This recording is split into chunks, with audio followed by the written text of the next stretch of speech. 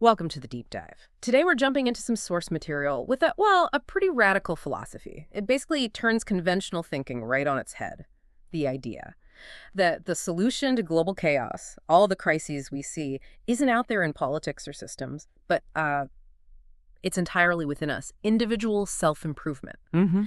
So our mission here is to really unpack this argument. The sources claim the world crises are like a mirror reflecting a brokenness. We want to see how they say change actually happens according to this view. Yeah, and what's really striking is the sheer conviction in these materials. They argue that every failing system, government, finance, communities, it's all driven by self-interest and a lack of accountability. Okay. And why? Because they say those systems were built by broken people. Yeah. So trying to fix the system before fixing the people who run it, they basically call that futile, pointless almost. Yeah. Wow. Okay. That puts a lot on the individual, doesn't it? So why is focusing on the self the absolute, like the only starting point for global change? Right. How do they answer the criticism that this is just, avoiding the big systemic problems, spiritual bypassing? Right. Well, the sources are really direct about this. They insist you have to start with the smallest, most powerful unit, ourselves. Mm-hmm. They call it the Find Your Truth Journey, FYT. And it's not just like Therapy Elite or reading a self-help book. Mm-hmm. It's presented as a serious commitment, facing yourself radically, confronting the flaws inside that you might be, projecting onto the world. Okay, let's get specific then. This FYT journey sounds intense. The materials say the individual has to reach a high standard of morality. What does that actually mean in their terms? Is it religious? Financial? It seems to be about practical accountability. Yeah. The standard covers things like financial transparency, being completely honest in your relationships, your dealings with others, and also a defined civic responsibility that's, well, it's more than just voting, much more. So, like owning your impact. The sources basically say, without this baseline morality, you can't possibly be armed with the skills and knowledge needed to embrace far-reaching responsibility and accountability. The example they might use is, you can't fix the broken sidewalk if you haven't even admitted you broke your promise to your neighbor yesterday. It starts small, personally. Okay. I see the connection now. It makes your private moral journey sort of a public duty. Exactly. So it makes sense then that they talk about this ripple effect. It's not just about you in isolation. Precisely. The idea is, by fixing ourselves first, really doing the work, we then stabilize and elevate the people immediately around us, our families, our communities. And that's the only way, in their view, to actually start reversing this cycle of chaos they see everywhere. Right, and this is where it gets really interesting because we saw this in the testimonials, the practical application. We looked at the Pillars of Society Part 1 course. How did that translate this kind of abstract morality into something tangible? Well, it focused heavily on recognizing your own inherent worth, but then linking it directly to action. Accountability again.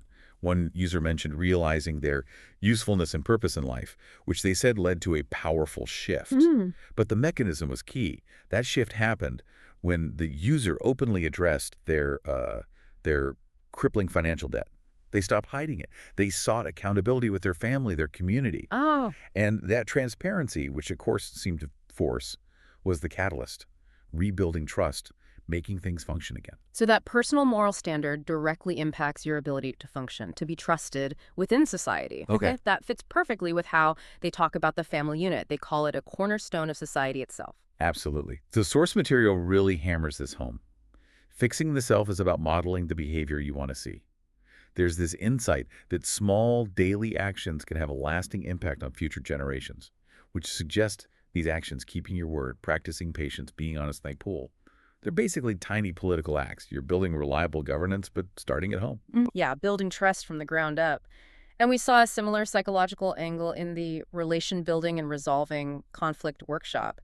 They had a pretty radical take on conflict itself. They really did. Yeah. Conflict, according to these sources, isn't the end. It's not a failure of the relationship. Yeah. No, it's framed as an opportunity for deeper self-understanding. The workshop's core idea is that you resolve conflict not by figuring out who's to blame, but by finding the truth of your own contribution to the problem, to the rupture. Taking responsibility again. Exactly. By focusing on your own accountability, you apparently disarm the conflict and can actually transform the relationship. It turns every argument into a sort of personal truth-finding mission. So boiling it all down, what's the takeaway message for for you listening? I think the sources offer this really bold, almost revolutionary conviction. You're not just a victim tossed around by world crises. You're potentially a crucial part of the solution. But it means it's your time to rise, and the way you do that is by looking inward first, deeply inward. Which leaves us with a pretty provocative thought to consider. If the expectation for global stability, for fixing things, rests solely and completely on every single one of us reaching this incredibly high standard of personal morality and accountability, well, what does that really demand from us right now? And maybe more pointedly, does this whole philosophy imply we need a massive shift away from relying on big, centralized governments and systems, Yeah. and maybe towards something like decentralized networks built purely on, well, virtuous, accountable individuals and communities? That's definitely something to mull over until our next deep dive.